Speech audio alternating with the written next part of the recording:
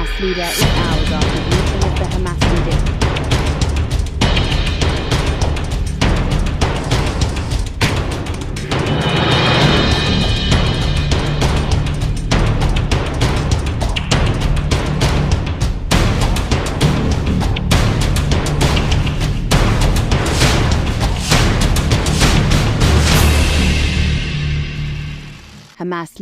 Iran की राजधानी Tehran में हमास चीफ इस्माइल हानिया की मौत के बाद मिडिल ईस्ट में तनाव बढ़ता जा रहा है। ईरान ने इजराइल पर हमले की धमकी दी है। अमेरिका और अरब देशों की ओर से तनाव कम करने की कोशिशों को ईरान ने खारिज कर दिया है। जिस तरह के हालात बने हुए हैं उससे साफ दिख रहा है कि जल्द ही ईरान की तरफ से कोई ऐसा कदम उठाया जाएगा जो पूरे मिडिल ईस्ट को तबाह कर देगा। ईरान के पास परमाणु हथियार होने की खबर अभी चर्चा में ही थी कि फिर से कुछ ऐसा हो गया जिसने चिंता की लकीरें खींच दी हैं। जी हां, इजराइल के साथ युद्ध के मुहाने पर खड़े ईरान की रूस ने मदद की है। रूस की ओर से ईरान को कथित तौर पर कुछ हथियार मुहैया कराए गए हैं। ईरान ऑब्जर्वर एक्स अकाउंट पर ही हाल ही में एक तस्वीर शेयर करते हुए बताया गया कि गैलिक्स एयरलाइंस का एक रूसी IL-76 TD कार्गो विमान 2 अगस्त को तेहरान हवाई अड्डे पर उतरा है। ये एयरलाइन हथियारों के ट्रांसपोर्ट के लिए जानी जाती है। ऐसे में रूस से ईरान में हथियार आने का दावा किया जा रहा है।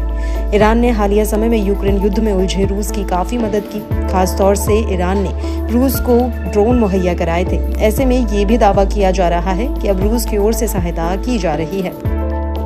अब बात यहीं खत्म नहीं होती। एक बड़े अपडेट के मुताबिक रूस के सुरक्षा परिषद सचिव सर्गेई शोइगु राष्ट्रपति मसूद पेजेशकियान सहित ईरानी नेतृत्व के साथ बातचीत के लिए सोमवार को तेहरान पहुंचे। ये यात्रा ऐसे समय में हो रही है जब हमास के नेता इस्माइल हानिये की पिछले सप्ताह तेहरान में हत्या के बाद व्यापक क्षेत्रीय युद्ध की आशंकाओं के बीच मध्य पूर्व में तनाव है। वैसे तो रूस और ईरान के बीच दोस्ती की शुरुआत तो ड्रोन सप्लाई से हुई थी, लेकिन बाद में पुतिन ने ईरान के भरोसे एक बहुत बड़े मिशन की शुरुआत कर दी थी। अब वक्त उसे अंजाम तक पहुंचाने का है। माना जा रहा है कि ईरान और इजराइल युद्ध का काउंटडाउन शुरू हो चुका है। रूस ने इस युद्ध में ईरान को जीत दिलाने के लिए हथियारों का बड़ा जखीरा भेज दिया है। गैलिक्स एयरलाइन के विमान पहले भी हथियारों का ट्रांसपोर्ट करते रहे हैं। जुलाई 2012 में गैलिक्स एयरलाइन के विमान सीरिया में गृह युद्ध के बीच हथियार पहुंचाने के मामले में फंसे थे। इस मामले में एयरलाइन के अंतर्राष्ट्रीय समुदाय ने जांच और आलोचना की थी। गैलिक्स एयरलाइंस ने विद्रोही गुटों से लड़ रही सीरियाई सरकार को छोटे हथियारों और गोला बारूद और दूसरे सैन्य उपकरणों की सुविधा प्रदान की थी।